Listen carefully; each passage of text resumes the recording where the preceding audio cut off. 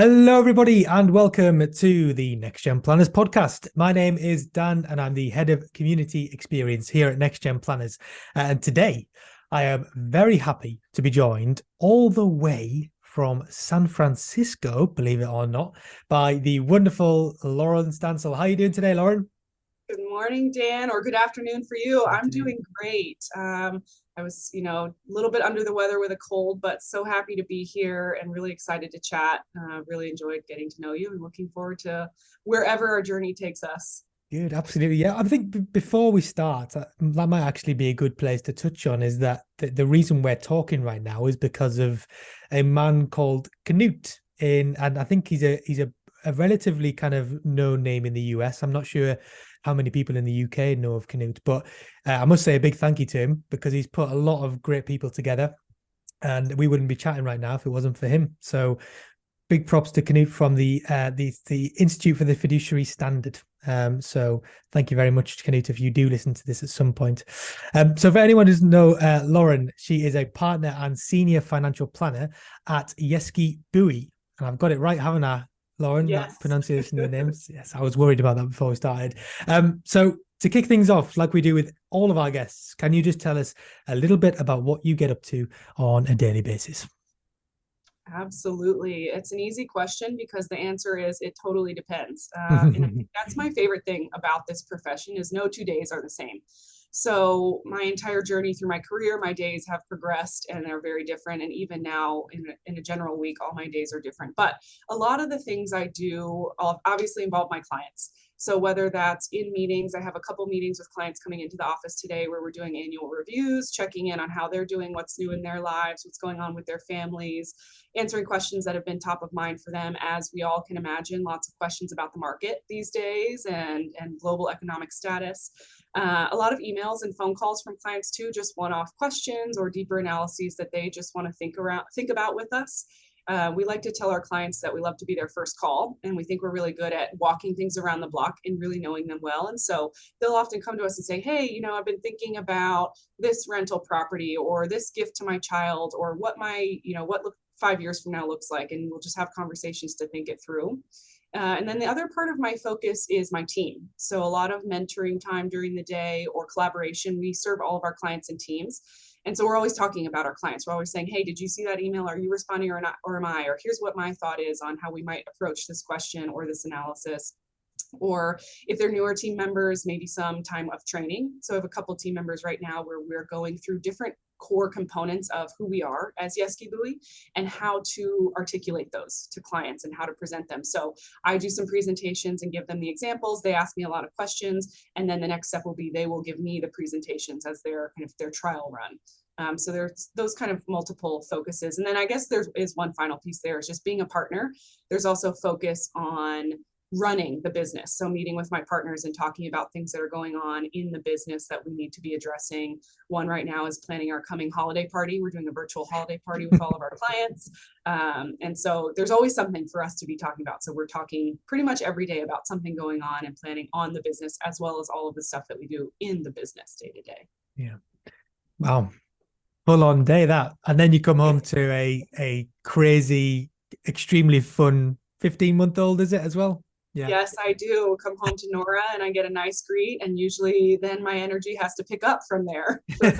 Yeah, that's true. That's ridiculous. But I think what really comes through, and I think from what we've mentioned this a few times. I've actually waxed lyrical about this loads of times on the podcast, but the extent to which financial planning is the best part about it is that you understand more about clients' lives than sometimes their spouses do, sometimes their kids do, sometimes their medical professional. Well, they're always their medical professionals do. You know more about their lives than anyone else, really. And I don't think that we kind of talk about that enough as we should in our profession, about just how much financial planners actually know about and have a personal relationship with their clients, because I'm sure you would agree it's completely different to what you expect. Before you come into the world of financial planning, you don't expect to have that level of relationship with your clients. You think it's all going to be about the transactions, the numbers, the products, all that kind of stuff. And don't get me wrong, it is part of that day. But the best part about it all, like you said, is the part where you really get to understand clients' lives and how to improve them and who they are and all that kind of stuff. And I think that's why it comes into when you said about, each day is different. Everyone who I've asked has said that. Yeah. So yeah, it's a deeply personal and intimate relationship, and there's a lot of trust there. And I think that's something that is hard to really grasp, as you're saying, until you're in it, until you're the one sitting in the chair building that relationship and hearing these stories or learning this deeply about your clients. That it's hard to teach that in a program. It's hard to understand the extent to which clients get comfortable and share with you or expect you to be there for them in different parts of their lives. And yeah, it's a big honor and a big responsibility. It's yeah, both sides of that coin. definitely is. And you mentioned the word big there. That brings me nicely on to something that you guys say at Yeske Buie, which is that you really focus on helping your clients live their big lives. And in the script, I put big in capital letters. So if you're listening to this, I want you to imagine that I've just said big in capital letters. What does that actually mean? Like, what can you clarify kind of what living a big life actually means? Yeah, absolutely. So that our tagline is live big. It's about the size of your life, not the size of your wallet. And Hmm. so for us, a lot of people think about financial planning as being, we're just talking about this as being about money, the transactions, the numbers, and it's really not. I mean, of course, we are financial planners, we crunch numbers, but it's about the human beings that we are working with and the joy that we get to see in their lives and helping them to pursue, empowering them to pursue their live big life. And so for us, what it means is really live big is different to everyone. It's not I do exactly this. I travel, I retire at this age. I do this with my grandkids. I fund their education. It's completely different for every single client we work with. And so it's about empowering them to define it and share it with us and coax it out of them in these conversations and really be curious about what it means to them, Yeah. and then empowering them to pursue that path in life, whatever it may be. And so for some clients, it's about working on passions. Clients who say they retire and then they keep starting more and more businesses because they just fundamentally love what they do.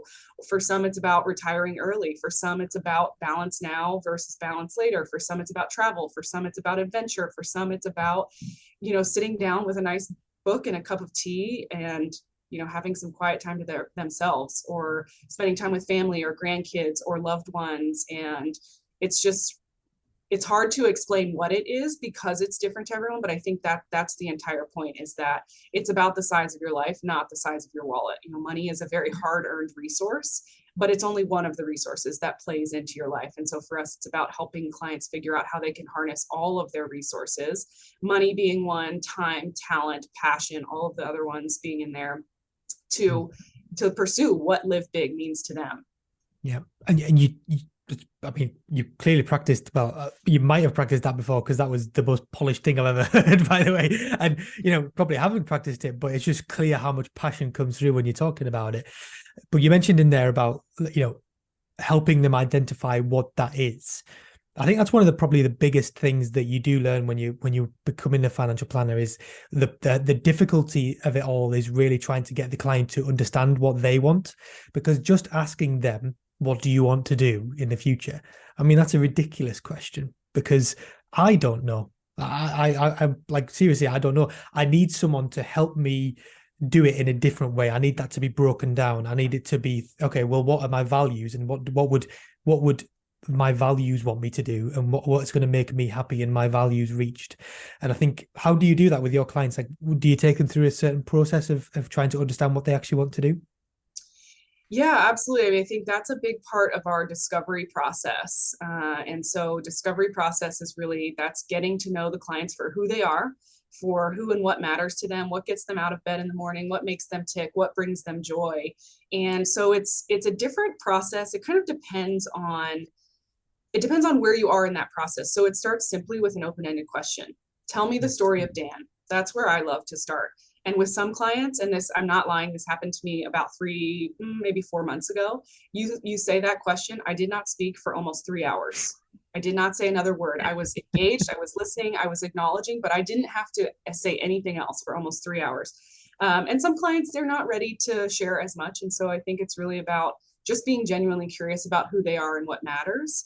And then from there, there are different pieces of our process that we use, different tools that we use to help them explore what their life is like now and what it might look like in the future. So we use Money Quotient a lot, and Money Quotient is just amazing, amazing company that builds these amazing discovery tools. And so one of the ones we really love is the Wheel of Life. And so we have them walk through the Wheel of Life and rate their level of satisfaction with the 9 different spokes of life or realms of life. And then we talk through it with them. Why did you rate it this? Why not a lower score? Why not a higher score? What would get you to a 10 out of 10 on this? What are the things that are coming up for you that would improve your satisfaction in that realm of life? And a lot of times that's where specific goals will come from.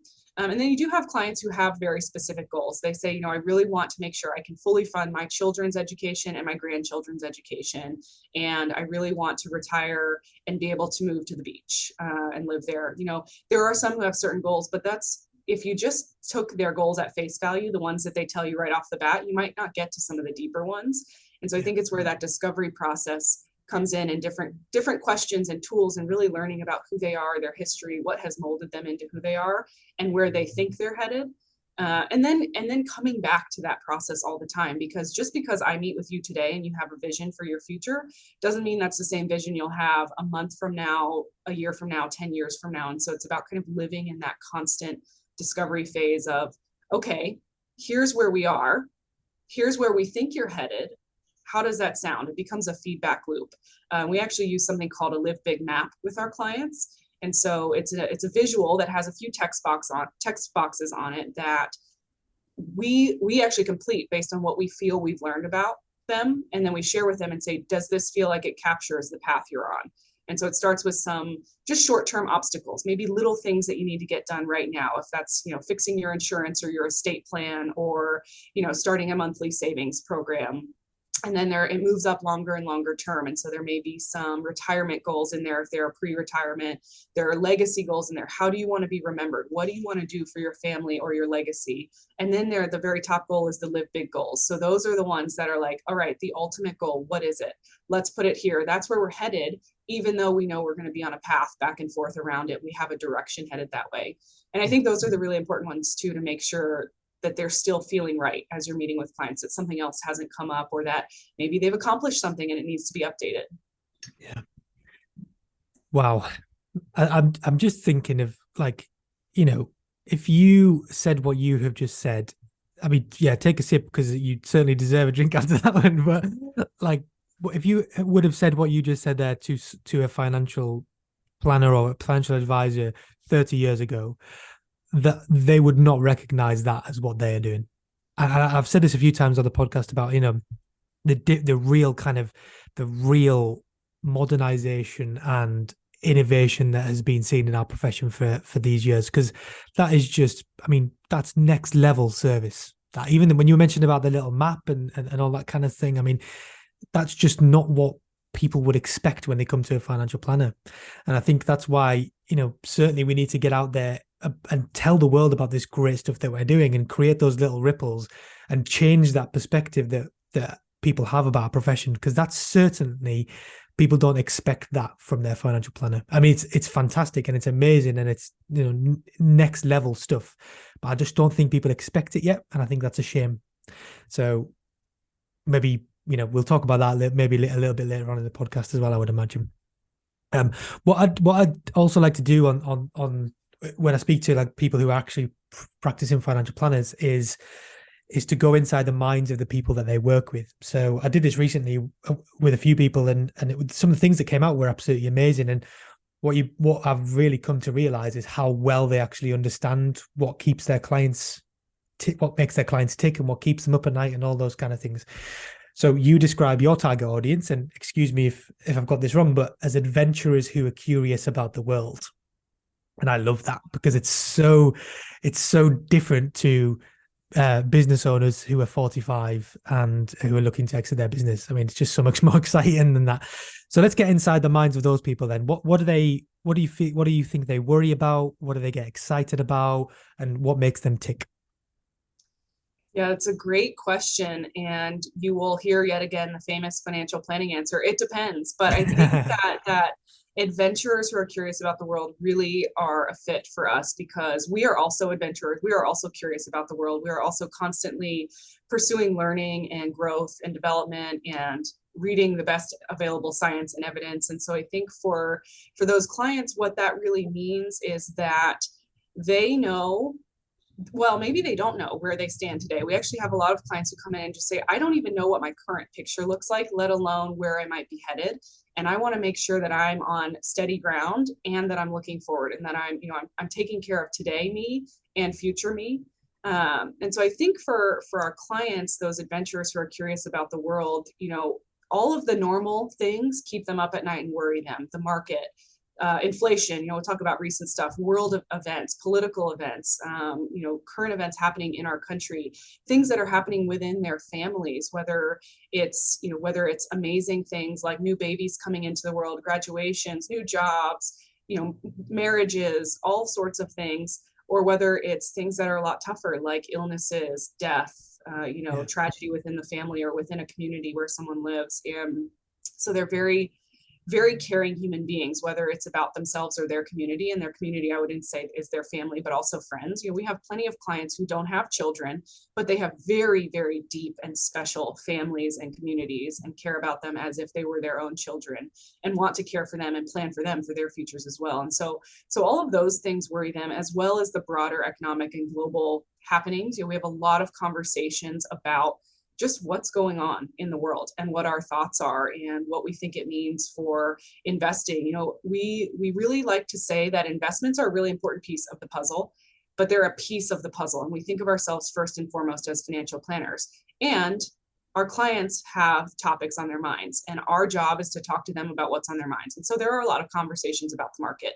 And, a lot of times what happens, and it's really fulfilling being on our end of it, because it means that we have built this good relationship and that we think we have done a good job. So we'll get through a conversation about the economy or the markets or what we think is happening. We know we can't predict anything. We know what our fundamental worldviews are, and that leads to our investment philosophy. And we know in the long run, the markets will go up and money will grow. And usually we'll get to the end of that conversation, and most clients will say, you know what? I knew you were going to say that. I just needed to hear it. And so a lot of times it's just being that sounding board, that voice of reason, that calm in the storm, to just allay those fears, or just remind them that, yes, we are actually thinking about this all the time. You can always come to us with any question, and we will happily have that conversation with you. So I'd say a lot of those things, that keep us all up at night, a lot of things that all of our clients are thinking about, but as well, things that are just specific to their lives and things that they have concerns about. Especially, we have a lot of clients who are approaching retirement, and it's a huge change. And I think a lot of people don't always plan for the mental and emotional change. They plan for the financial change. And so we try to have a lot of conversations around, again, using those money quotient tools a lot of times, around what is that mental and emotional change looking like? And are you preparing for that? As well as just, do I have enough money to start supporting myself, to have my retirement paycheck coming from my investments that I've worked so hard to save over time? So that's a big piece too that we would talk about. And then, what makes them tick, what gets them excited, what gets them out of bed, I think is just living their daily lives. So again, a lot of those things, same things they worry about, I think bring them the most joy. We have so many clients who come in, and the first thing they want to do is show us pictures of their family, whether it's their kids, their grandkids, their nieces, their nephews, their siblings, amazing vacations they took, or, new things that they're learning or doing, hobbies that they've picked up. I think during COVID was really interesting. A lot of people really struggled, and we had a lot of Zoom conversations around just, how are you? Not here's what you need to be doing, oh, go talk to this insurance agent. It's like that stuff can wait to the end. How are you as a human? And we had clients share a lot of really personal things with us during that time about new hobbies they were picking up, or struggles they were going through, and how they were navigating. I also thought it was really fascinating to get more of a glimpse into people's lives, because you're Zooming with them and they're at home, and you get to see their home. So you get to see their dogs or their kids come right by, or they say, oh, I've got a delivery coming, or, oh, look, someone just sent me flowers, or I'm making dinner. And so it was a nice personal touch. And so, I know I'm good at talking a lot, but to answer your question, I think the things that worry them and bring them joy are a lot of the same things. And part of what we help them do is just explore all the possibilities. And so they can come to us with anything and say, hey, I really think that in the future, I want to do A, B, and C.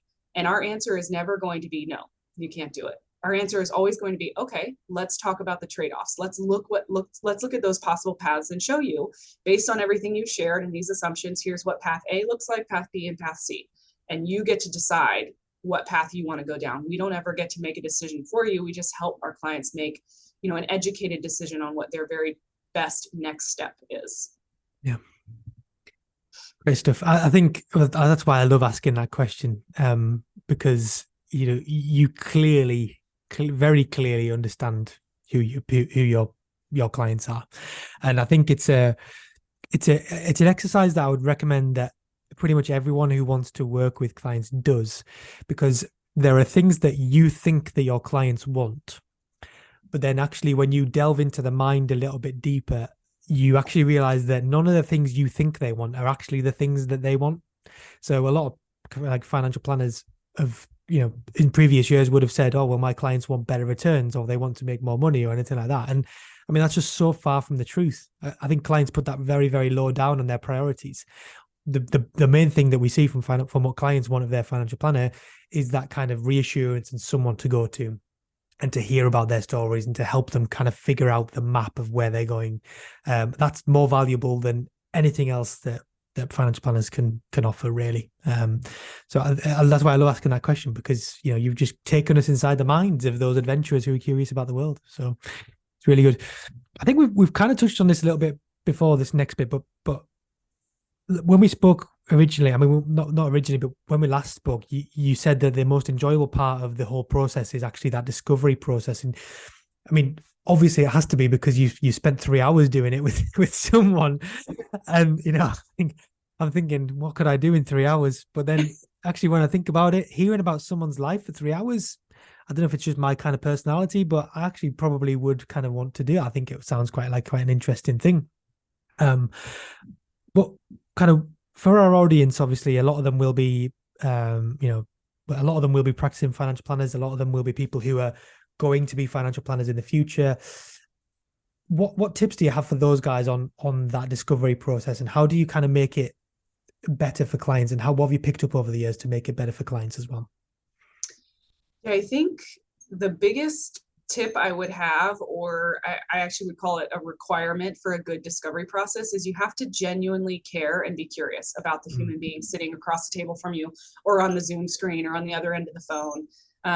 And because how are you going to sit and listen to someone talk about themselves for 3 hours if you don't actually care about who they are or what they have to say? Yeah. And you have to really fundamentally just want to learn about them. No agenda, no specific thing. One of the things that I learned early on as part of the FPA residency program, which is kind of like a week-long financial planning boot camp, if you will, and where you really learn how to talk to clients and present and have some of those skills about communication. One of the biggest things I learned is that you don't want to have pre-planned questions in your mind.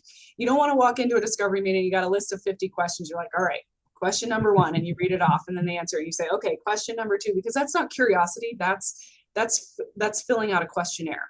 That's just writing down answers to specific pieces. And you could miss a lot if you do it that way, because they might answer that question number 1 and say something in there that if you said, tell me more, you learn all sorts of new things. So that would be number 1, is that genuine care and curiosity about the human being who's sitting there, or human beings who are sitting there, and just leading with that, always leading with that curiosity. The second is to get comfortable with silence.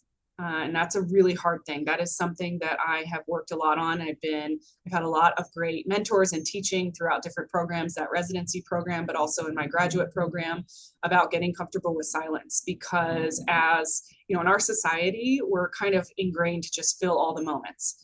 It's the awkward silence. You want to fill the awkward silence. And when you do that, you can easily cut off a client who's still thinking and still processing and willing to share more with you. Or if there's an emotional conversation where someone is sharing something really painful with you, or something really deep, the last thing you want to do is send the subliminal message that those emotions aren't okay, by cutting them off, by cutting off that silence. And so I think getting comfortable with silence is really important in that discovery process. I have a client who has since passed away, but he was probably the single best teacher of that, getting comfortable with silence for me, because we would get on the phone We'd have a meeting with him, and often it was just on the phone. It wasn't on video. He lived in a different state. And so there was no body language to read either. We weren't on video, and it's easier when you're on video or in person. You can tell if someone's kind of still thinking. It was on the phone. And it was very similar. We would start the conversation and say, "How are you?" And probably 40 minutes later, we would speak again. But that was 40 minutes of him sharing a thought, pausing for 5 to 15 seconds, sharing additional thoughts. He was a very, very intentional speaker. He thought about every word that came out of his mouth. And if we had just said, if he had said, "Oh, I'm okay," and then after his first pause, we had gone into something else, we would have missed how he was really doing and things he really wanted to talk about were on his mind. So those are probably my two biggest ones. And patience would probably be another one, is patience. And that goes along with comfortable with silence. Is sometimes you just have to be curious about a client to get them to open up, and they may not open up right away. I have clients who have said, I say, "Tell me the story of you," and they talk for 3 hours. And I had another client who came in and said, "I don't even understand why we have to do this. Can you just show me the financial plan?" It's like, okay, well, that's where we're starting. But I really was like, I need and want to learn about you as a human. And so I wasn't forcing it. I was just asking questions as he was sharing a bit, asking about his family, asking about this, asking about that. And eventually he opened up and we had a really great meeting.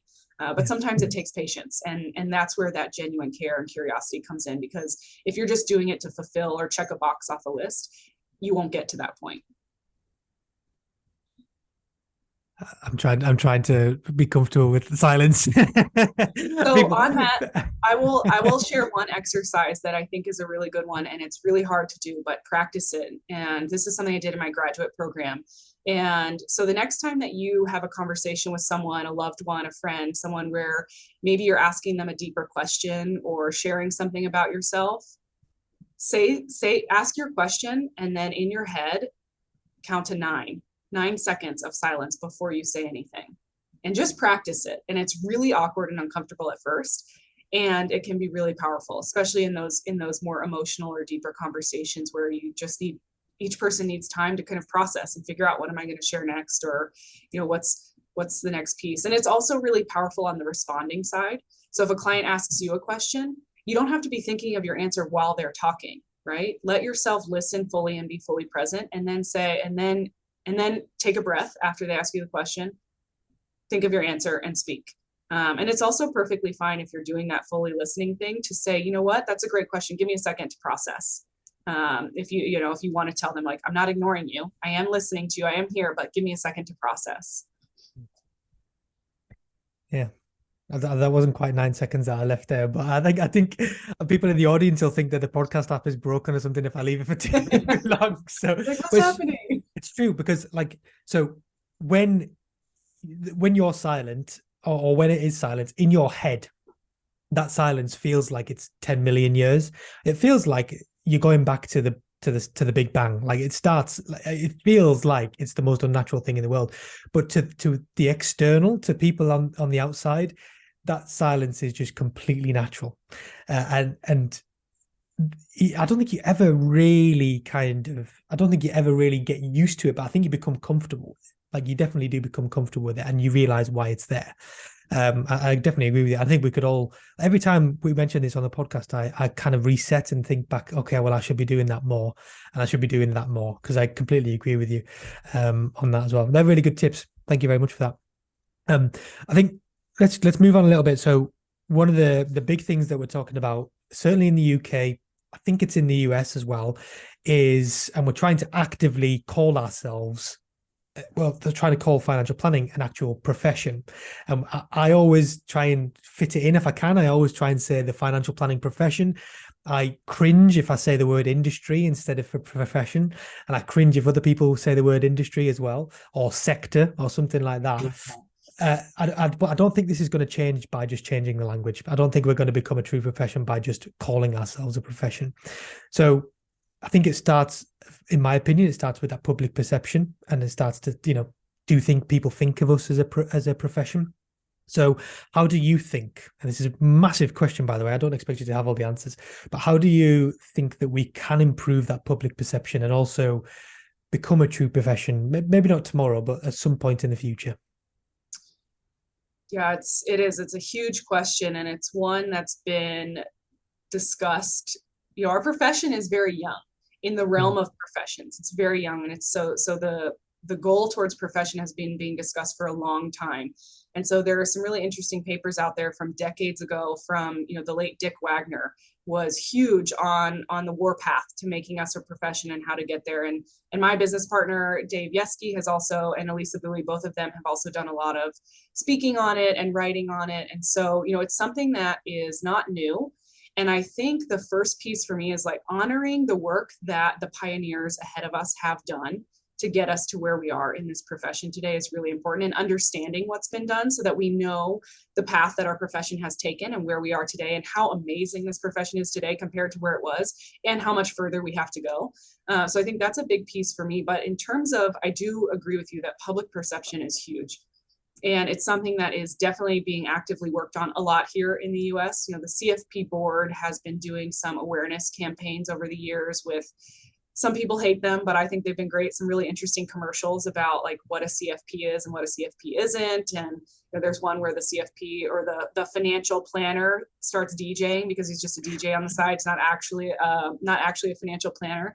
And so I think there is a lot of awareness to continue to build. And so there are a couple of things going on there right now, and things that I think need to happen. And the first one is that there's a lot of work right now in the U.S. going on title recognition or title protection, which means that only true financial planners can use the term financial planner, because right now in the U.S. many people can use it, even if they're wearing multiple hats and sitting here selling insurance and investments to someone here under the hat of a financial planner. And it's really hard.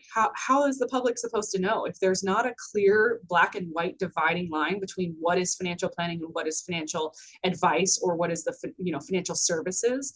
How are they supposed to know? And so I think that's a really big piece, is figuring out how to make that clear dividing line. And so one of those pieces is the CFP certification. And so that one of those articles I was mentioning earlier is called One Profession, One Designation. And it's about, the CFP being the gold standard for financial planners. And so I think that's a great thing. And we're certainly on the path there, and working on that.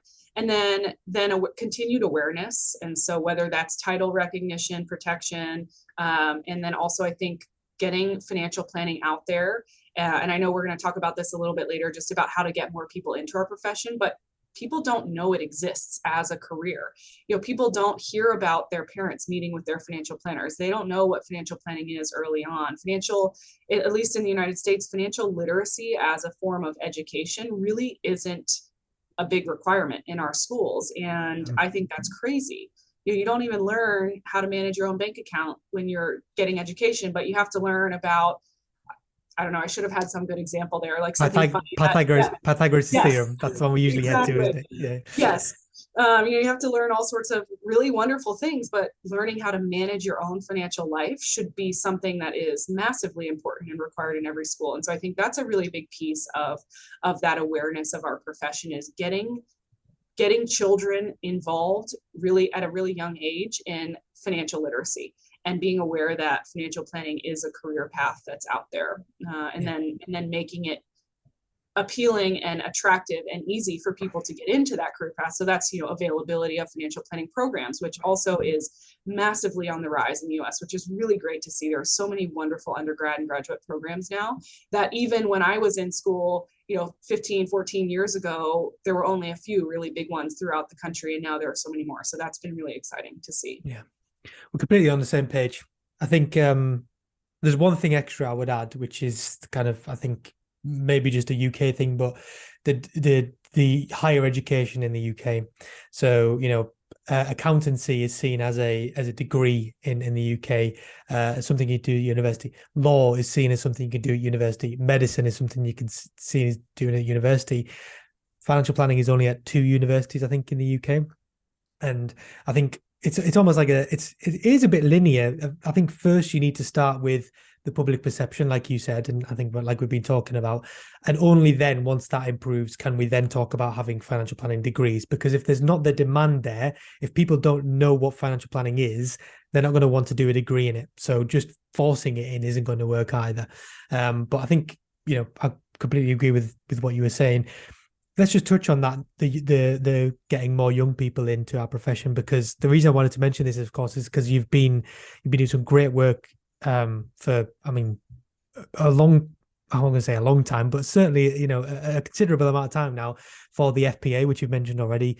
And you were the co-director of the NexGen of the FPA, which is obviously, that's NexGen without a T, by the way, for the National Capital Area. Amazing stuff. And, I've been reading about it. Really, really good initiative.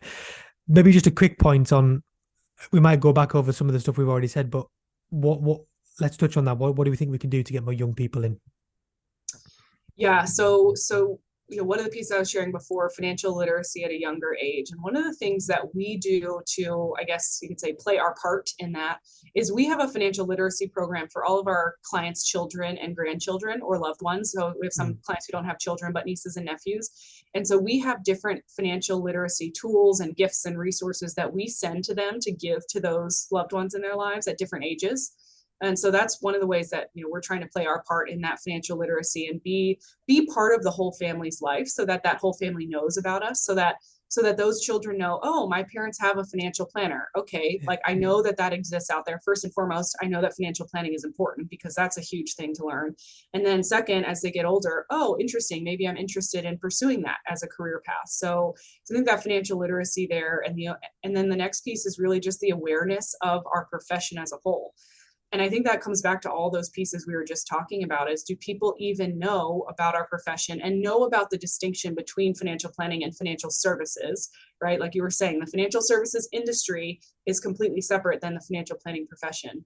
And so it's that public awareness, and it's getting more and more people working with planners like us, right? So because there's a lack of supply for the demand within, especially in the United States, that there are a lot more people who want and certainly could benefit from financial planning than there are planners. And so we're trying to build the profession as a whole to serve more of the community.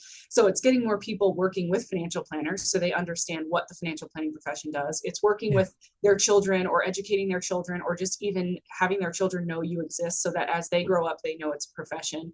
And then, like you said, I think it's in the universities continuing to have more and more programs where people can choose this as their major, as their degree, and where they know about it. There are people now come in from the school I went to. It's one of the best financial planning programs in the country. And they're like, oh yeah, I didn't even know it existed until my second year, because I stumbled across a career fair, or someone came to my intro to finance class and told me about all these options within finance. But before that, I really only knew about accounting and marketing or something like that. And so even when they're there, 100 feet away from the classroom where it happens, they don't know it exists. And so that's a big piece too on the campuses, making sure students know that it's an option, and that they know fully what it really means. Because you might hear, oh, financial planning, right? Public perception, I don't want to trade stocks all day, or I don't want to sell insurance. It's like, well, it's not what it is. And so that just the awareness of what it really means. Yeah. There's a few different things that all need to work together, really. I think that's what everyone agrees with, isn't it? Is that you can't increase public perception without awareness, and you can't, and vice versa. You can't do both of them. I think that's, you mentioned a phrase in there, stumbled across. That's, how many times do we hear that? How many times do we hear falling into, and all those kind of things? If you ask the majority of people in our community, I bet 80% of them would say, yeah, I fell into it as a result of one conversation that I had with someone. But also, I think I've used this analogy in the past. It might be a really terrible analogy, but it's kind of like this. It's with, I hear from financial planners a lot that, not a lot, but some of them will say, what impact can I have? I'm just one person. And I think it's the same thing as like recycling plastic bottles. If you think, oh, what impact can I have on the world? Because I'm just one person. Recycling plastic bottles isn't going to help the world. But then the argument is, what if everyone thought like that? And it's the same thing in financial planning. What if, individual financial planners can have a huge ripple effect by just doing great work with their clients, like offering like you guys do at Yeske Buie, just offering next level service, leaving clients delighted, and eventually that is going to raise awareness. It might be slow, but it's going to raise awareness. It's going to improve the perception. And I think that's probably the most organic way that we can get to where we want to get to in the future. If anyone in the audience, sorry, I went on to a soapbox there. People are here to listen to you, not to me. If anyone in the audience, though, is at the very start of their career in financial planning, I'm just interested to hear from you. Like, what advice would you give them? What things have, not mistakes maybe, but what things would you have done differently on your journey towards becoming a financial planner and a partner, of course? Yeah, I think the biggest piece of advice I would give, especially to someone new to the profession and new to this career path for themselves, is to really be a sponge. Soak up as much as you can. One of the things I was saying earlier, no 2 days are the same in this profession. The other thing I love about this profession is we will never be perfect, ever. We will never know it all. We will never be the perfect financial planner. We will never have all of the answers. And so there's, just having that understanding that you'll be a sponge forever is really important mindset to have, because a lot, sometimes you can say, okay, well, I just want to become perfect at this. I want to be the perfect sprinter, whatever it is. I mean, nobody ever gets to be perfect. And so having that mindset that you will always be working towards excellence is really important. So you really need to be a sponge and have a beginner's mind and really think about everything in a way that just says, kind of that curiosity, like why do things work the way they work? How does someone else do this way? Can I improve the way I do it? How do I learn to do this better? How can I communicate this better? How can I be more comfortable with silence? So it's kind of always living in that scientific questioning mind and being a sponge and soaking up as much as you can. I think talking to it and in being a sponge, talking to as many people as you can is really important. So for us in the US, the FPA Financial Planning Association is huge. It's where, I have met so many people and really built a huge part of my professional community within FPA. And every time I'm at a meeting, or especially early on, I just would ask people questions. Why do you do this? Why did you choose this profession? What do you love about your day-to-day the most? How do you serve clients? What's different about you? What's your client's favorite thing about you if I ask them? So just asking a lot of questions to really understand what people's paths into the profession have looked like, how they serve clients, because a lot of people are going to do it differently, right? Everyone has the same end goal in mind. Everyone is here to live for serving our clients in the best way possible. And some people have different opinions about how it's done. And it doesn't mean that anyone is right or wrong. I mean, obviously there are black and white lines between some right and wrong things in serving clients. But in terms of the methods by which you do it, or the reports that you use, or the order you go in your meeting, it can be really fascinating to learn from other people how they do it and how their brain thinks about it, because it can spark new ideas for you. And that's where, again, just being a sponge and not getting so stuck in your own ways of like, my way is the only way to do it, but curiosity of how does somebody else do it? Let me, teach me your ways. And then I think, in terms of things that I have learned over the years that maybe I would have done differently, or that I've shifted in my approach, is just really working on communication if you're going to be working as part of a team.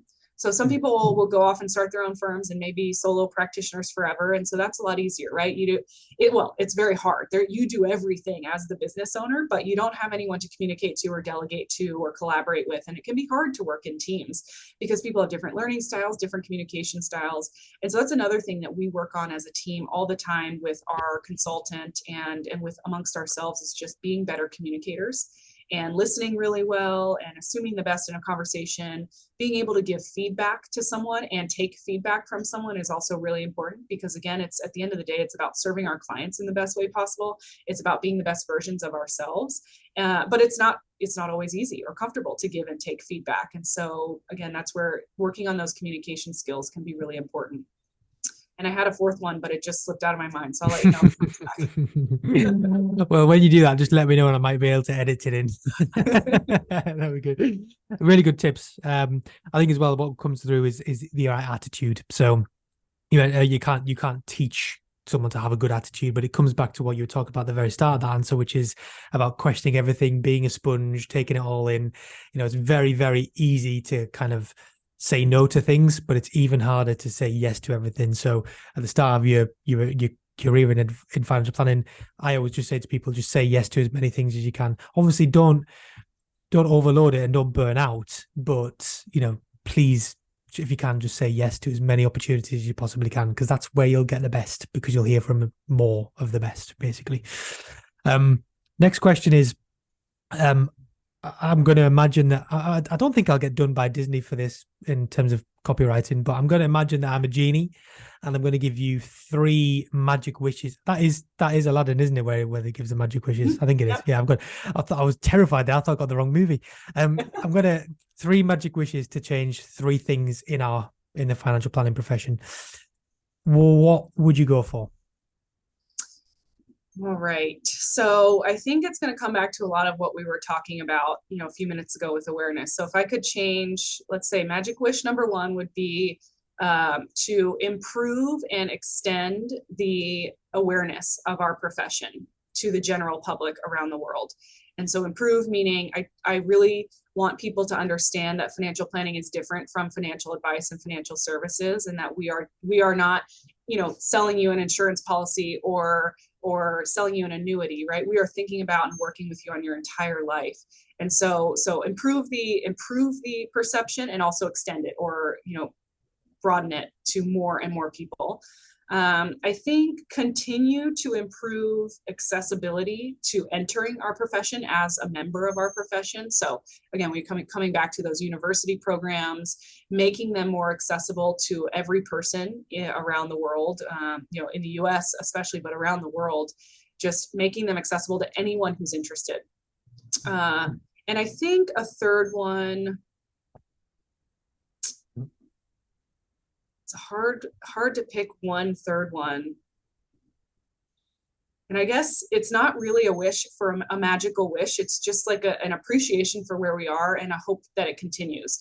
So thinking back on the pioneers of this profession and how much passion they had and how much they have been through to build this profession to where it is today, and seeing that energy and passion in my peers and people who are, at my age or newer to the profession, like I am, within their first 10 years or so, and seeing that passion within them, and just a hope that that we can fill those shoes and continue to carry the light forward for the profession. It's good stuff. That's kind of like a call to action, that last one, isn't it? That's good. Yeah. No, I agree with you. I think of some of the people like George Kinder and people like him, for instance, who, they were working in our profession. I'll call it profession, but they were working in an industry at that time. But they knew something had to change, and no one else was going to do it. And those are the guys that actually did it. And like the people at Yeske Buie, for instance, like you mentioned, those guys were the same. They saw something wasn't working. No one else was going to change it, but they did. And yeah, I would agree with you. We have to have massive appreciation for those guys.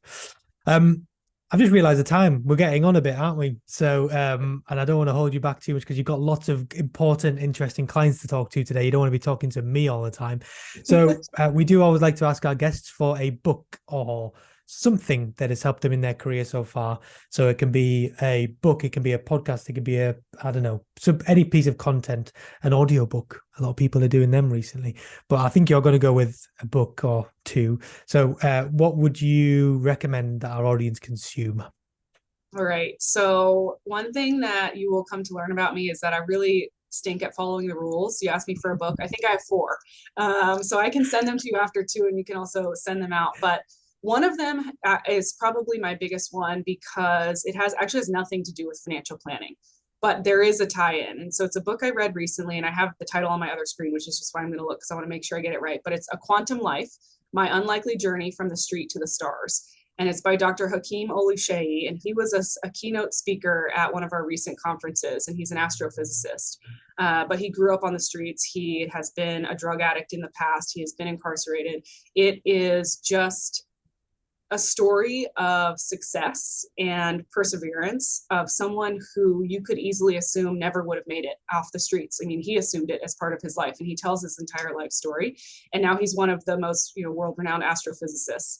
And so it's that story of success. It's a story of overcoming so many hardships and just never giving up on a passion, because something was so exciting and fulfilling to him and he had amazing people around him who stood up for him, who really encouraged him, who kind of brought him back multiple times and said, you're too good to let this happen.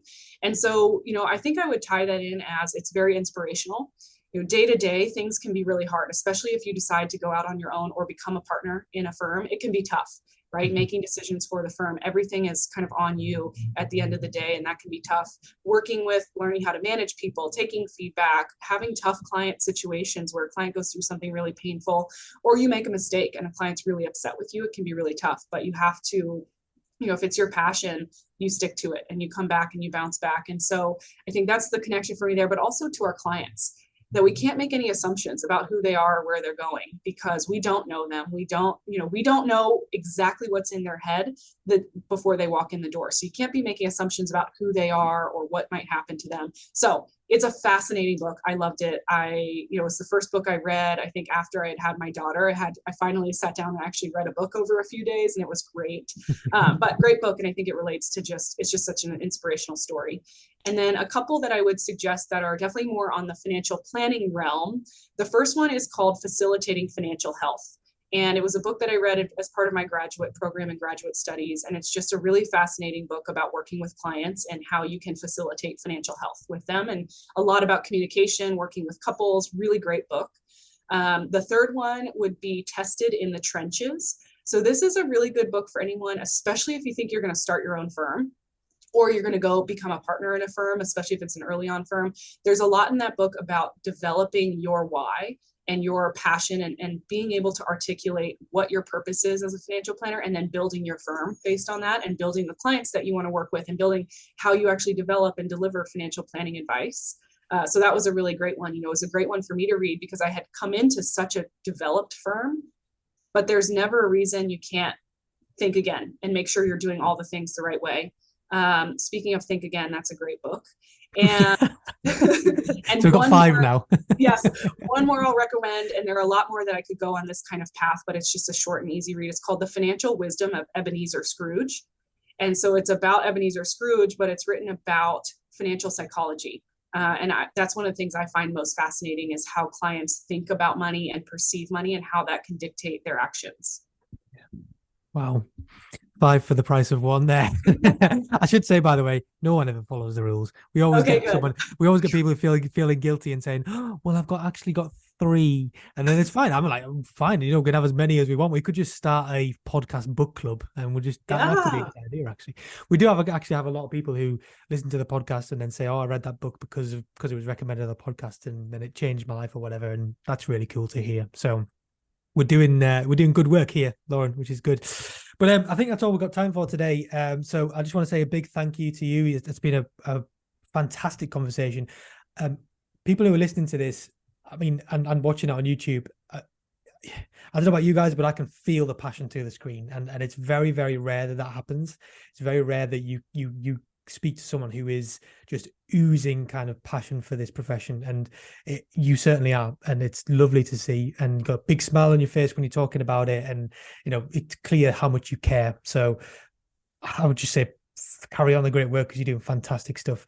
We do like to say we do like to give the last word to our guests, to say a big thank you for coming on the show. So can you just tell our audience how to find you, where to connect with you, and leave us with any last words that you've got as well?